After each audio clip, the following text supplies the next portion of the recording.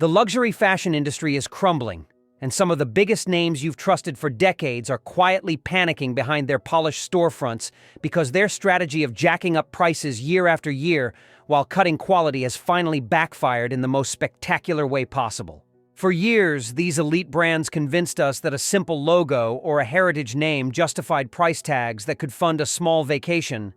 But consumers are waking up, wallets are closing, and the empire of overpriced leather goods and logo-stamped accessories is facing a reckoning that nobody saw coming. This isn't just about economic downturns or shifting trends. This is about brands that got greedy, lost touch with reality, and are now watching their sales plummet while their executives scramble for answers. Today we're counting down 15 luxury brands that are seriously struggling right now. And trust me, some of these names will shock you because they've been considered untouchable for generations.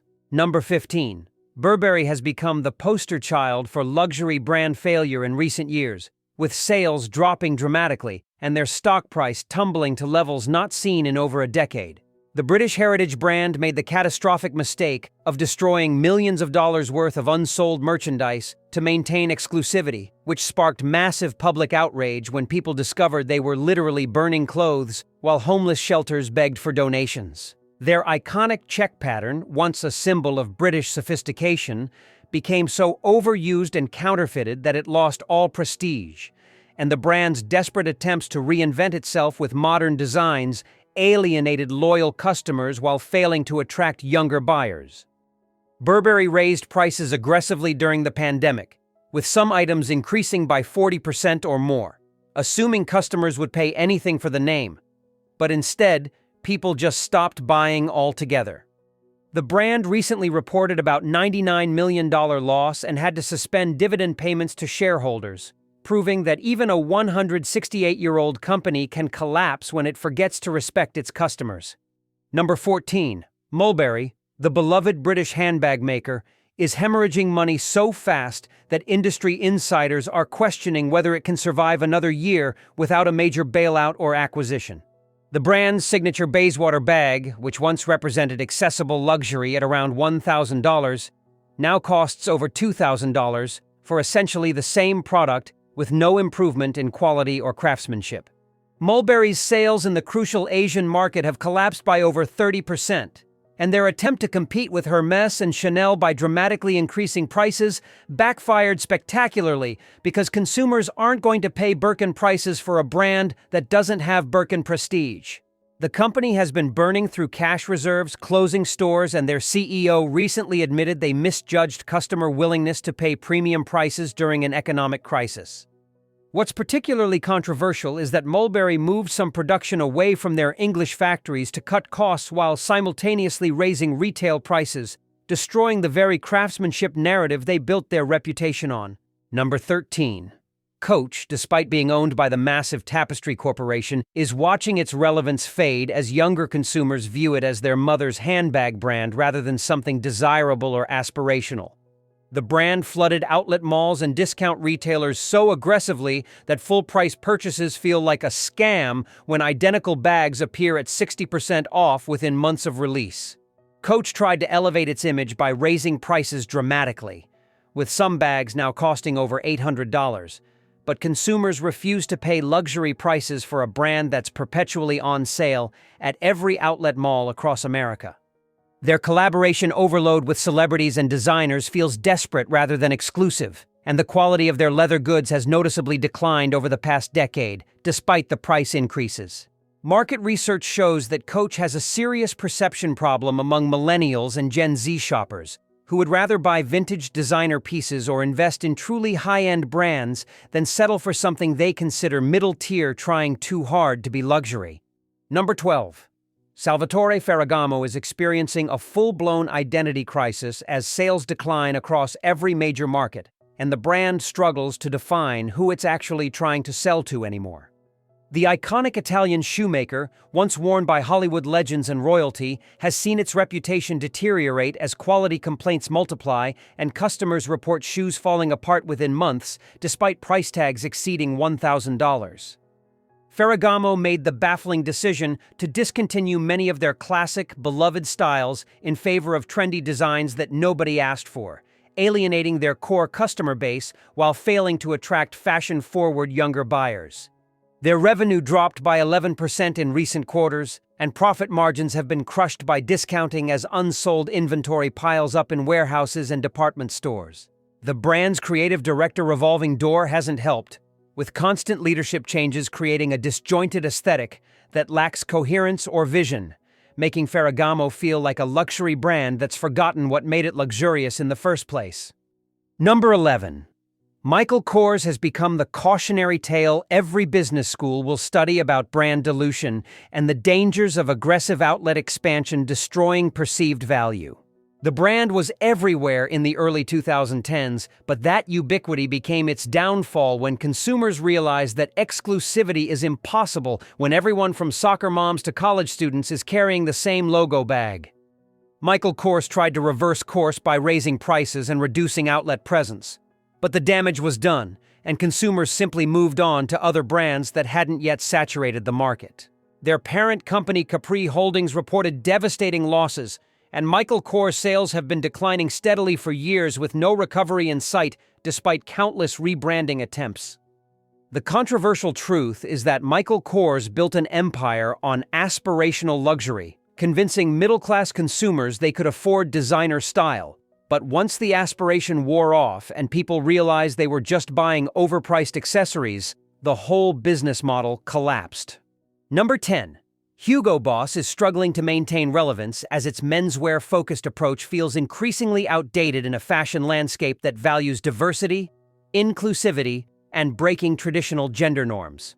The German brand raised prices significantly over the past 5 years, with basic suits now costing over $1,000. But quality hasn't improved proportionally, and customers are finding better value from competitors or custom tailors. Their attempts to modernize with streetwear-inspired collections feel forced and inauthentic, like a corporate boardroom's idea of what young people want rather than genuine fashion innovation. Sales have been sluggish across Europe and North America, and while the brand remains profitable, growth has stalled completely, and market share is eroding to more contemporary menswear brands. Number 9.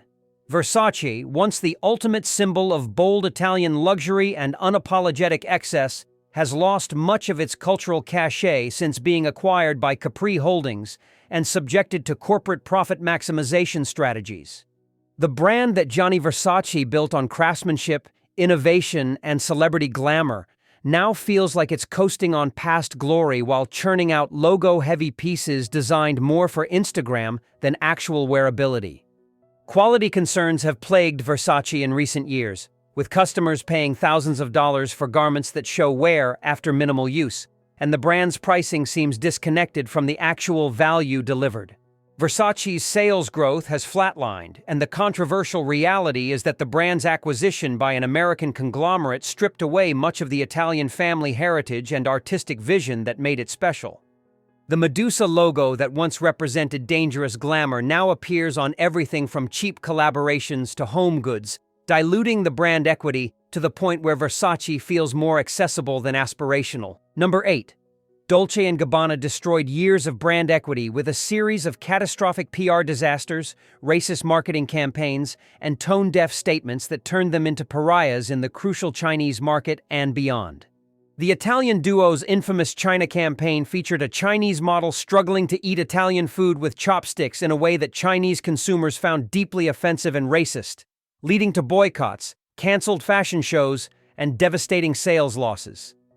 Their prices have continued climbing despite the reputation damage, with basic t-shirts costing over $800 and dresses exceeding $5,000, yet the quality doesn't justify these astronomical figures when compared to competitors. Dolce & Gabbana doubled down on controversy rather than apologizing sincerely, with Stefano Gabbana making inflammatory social media comments that further alienated consumers and celebrities who once championed the brand. The brand's revenue has never fully recovered from the China debacle, and while they still have loyal customers, the pool is shrinking as younger consumers choose brands that align better with their values and don't have a track record of cultural insensitivity.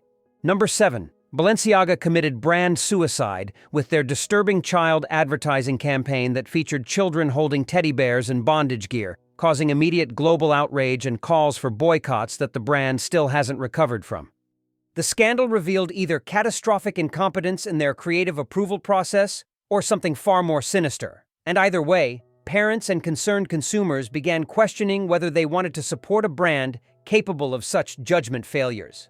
Balenciaga's prices were already controversial before the scandal, with distressed sneakers costing over $1,000 and intentionally destroyed hoodies priced at $2,000, making customers feel like they were the butt of a joke rather than valued clients. The brand's apology felt hollow and corporate, and while creative director kept his job, the whole incident exposed the dark side of shock value marketing taken too far. Sales data from retail partners shows that Balenciaga merchandise is moving slower and requiring more discounting than before the scandal, proving that even in fashion, there are lines you shouldn't cross regardless of how edgy you're trying to be. Number 6. Canada Goose built its empire on extreme cold weather performance, but is now facing backlash as consumers realize they're paying $1,500 for coats they'll never actually need unless they're Arctic researchers or Antarctic explorers. The brand's massive logo patches turned their jackets into status symbols, but that same visibility made them targets for theft and violence, with numerous robberies and assaults reported as criminals specifically targeted people wearing Canada Goose. Their aggressive pricing strategy assumed customers would always pay premium rates for functional outerwear. But competition from brands like Moncler, Arc'teryx, and even budget alternatives offering similar warmth at fraction of the cost has eroded their market position. Canada Goose faced boycotts over their use of real coyote fur and goose down despite availability of high-performance synthetic alternatives, forcing them to eventually cave to pressure and announce fur-free production. The controversial truth is that Canada Goose coats became more about displaying wealth than actual performance needs, and as consumers become more conscious about conspicuous consumption and ethical concerns, the brand's appeal is diminishing rapidly. Number 5. Gucci experienced explosive growth under Alessandro Maximalist creative direction, but is now suffering a painful correction as sales decline, and the brand realizes it expanded too quickly and priced too aggressively. The double G logo that Alessandro revitalized became so oversaturated that it lost its luxury appeal, appearing on everything from $1,000 loafers to cheap-looking belt bags that felt more tacky than sophisticated. Gucci raised prices repeatedly during their hot streak, with handbags that cost $2,000 in 2015 now priced at $4,000 for essentially the same product. And customers are finally pushing back against this pricing insanity. The brand's revenue dropped by 14% in recent quarters, and their new creative director faces the impossible task of refreshing Gucci's image without alienating existing customers or losing the momentum Alessandro built. What's particularly concerning for parent company Kering is that Gucci represents the majority of their luxury portfolio's profits, so Gucci's struggles threaten the entire corporate structure and have sent stock prices tumbling. Number 4. Prada spent decades trying to convince consumers that nylon backpacks and simple leather goods justified luxury price tags. But the strategy is finally failing as people question why they're paying $2,000 for industrial fabric. The Italian brand's minimalist aesthetic, once considered sophisticated and intellectual, now feels dated and boring compared to more exciting contemporary luxury brands that offer better value propositions. Prada's sales growth has stagnated in key markets, and their attempts to appeal to younger consumers through collaborations with brands like Adidas feel desperate rather than innovative or exciting. The brand's pricing has increased dramatically, with their iconic nylon bags now costing triple what they did 15 years ago, despite being made from the same materials with no apparent quality improvements. Prada's controversial decision to focus heavily on logo-free designs meant they missed out on the logo mania trend that competitors capitalized on. And now they're struggling to define what makes Prada worth the premium when competitors offer more exciting products at similar or lower prices. Number 3. Dior has become a victim of its own success as the brand's ubiquity and aggressive licensing deals have diluted the exclusivity that luxury consumers actually pay for when buying high-end fashion. The iconic Lady Dior handbag, once carried by Princess Diana and representing pinnacle elegance, now costs over $6,000 for the basic version, with exotic skin versions exceeding $30,000 for a bag that's essentially become a logo flex rather than timeless elegance. Dior's beauty and fragrance lines are so mass market that the brand struggles to maintain luxury positioning when their products sit next to drugstore cosmetics in department stores worldwide. While Dior remains profitable within LVMH's portfolio, growth has slowed considerably, and there are serious questions about whether the brand can justify continued price increases when quality concerns and overdistribution have damaged the prestige that once made Dior untouchable. Number 2. Chanel committed the ultimate luxury brand sin by raising prices so aggressively and repeatedly that even their wealthiest loyal customers began publicly complaining about being priced out of a brand they've supported for decades. The classic Chanel flat bag, which cost around $4,900 in 2019, now exceeds $10,000 for the exact same bag with no improvements in quality, materials, or craftsmanship.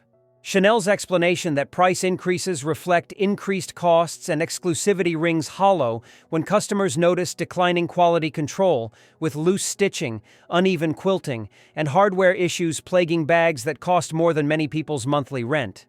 The brand's decision to restrict purchases and ban resellers while simultaneously raising prices feels like punishing customers rather than rewarding loyalty, and wealthy shoppers are responding by diversifying their luxury purchases rather than remaining devoted to Chanel. What makes Chanel's situation particularly controversial is that unlike publicly traded luxury conglomerates, they're privately owned by the reclusive Wertheimer family, meaning they answer to nobody but themselves and seem unconcerned about customer backlash as long as profits remain high, despite declining sales volume.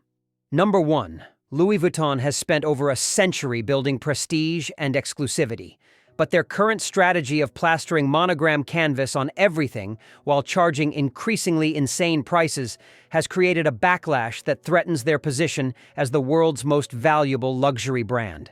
The iconic LV monogram that once represented sophisticated travel luxury now appears on so many products, from basic tote bags to designer collaborations, that it's lost the exclusivity factor that luxury consumers actually pay for.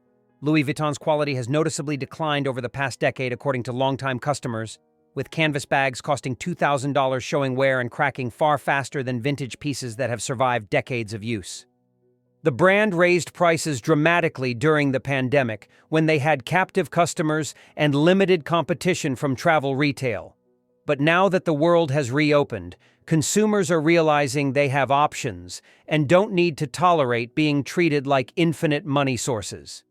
Louis Vuitton's controversial collaboration strategy has gone from exciting partnerships with artists like Steven Sprouse and Takashi Murakami to feeling like desperate attempts to remain relevant with every celebrity and streetwear brand imaginable.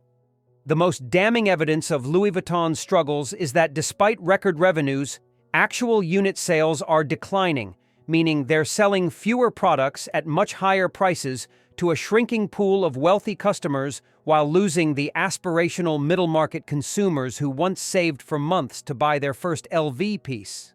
The luxury industry's reckoning reveals a fundamental truth that these brands forgot. Customers aren't dull, and you can't keep raising prices while cutting quality and expect people to smile and hand over their credit cards forever. These 15 brands represent billions of dollars in lost value, damaged reputations, and broken customer relationships that took generations to build, but only years to destroy through greed, arrogance, and disconnect from the people who made them successful. The smartest luxury brands are watching this carnage and learning that sustainable success comes from respecting customers, delivering genuine value, maintaining quality standards, and understanding that prestige isn't just about high prices, but about earning customer loyalty through excellence. If you found this countdown eye-opening and want to stay informed about which luxury brands are worth your money and which ones are just expensive mistakes waiting to happen, smash that like button right now because it helps more people discover the truth about luxury pricing. Subscribe to our channel and hit the notification bell so you never miss our deep dives into fashion, business, and consumer trends that affect your wallet and wardrobe. Drop a comment below telling us which struggling luxury brand surprised you most. Whether you've been burned by poor quality from any of these brands, or if you think luxury fashion is dying or just evolving into something different. Share this video with anyone who loves fashion, appreciates smart shopping, or needs to know the truth before dropping thousands on a designer bag, because knowledge is power, and informed consumers can change entire industries by voting with their wallets.